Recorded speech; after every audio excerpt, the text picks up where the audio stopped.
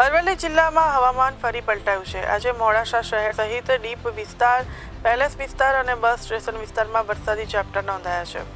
છેલ્લા થોડા દિવસથી વીજળી સાથે છૂટાછવાયા વાદળોનું પ્રમાણ વધી રહ્યું છે, જે આજે હળવા વરસાદ રૂપે વરસ્યું છે। તો અચાનક પડેલા વરસાદથી મગફળી, સોયાબીન અને અન્ય ઊભા પાકોમાં નુકસાન થવાની શક્યતા છે। ખેડૂતોએ ભણી લીધેલા પાક માટે પણ હાલત નુકસાનકારક બની શકે છે। તો કેટલાક ખેડૂતો હજુ ખેતરમાં પાકની કાપણી અને વિતરણની તૈયારીમાં હતા અને વરસાદને લીધે તેમને નુકસાનનો સામનો કરવો પડી રહ્યો છે।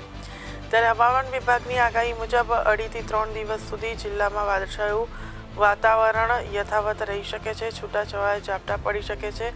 જો વધુ વરસાદ થાય તો હાલ ઊભા પાકોમાં અને જમીનમાં ભેજ વધતા ખેતીની કામગીરીમાં અડચણ આવી શકે છે। તો ખેડૂતોમાં ભારે ચિંતાનો માહોલ જોવા મળી રહ્યો છે, ખાસ કરીને તેઓ કે જેઓએ મગફળી કે સોયાબીન જેવા નરમ પાંદડાવાળા પાકોની ખેતી કરતા હોય। અત્યારે પાકની મહત્વની અવસ્થામાં વરસાદ પડવો ઉત્પાદન પર સીધી અસર કરી શકે છે।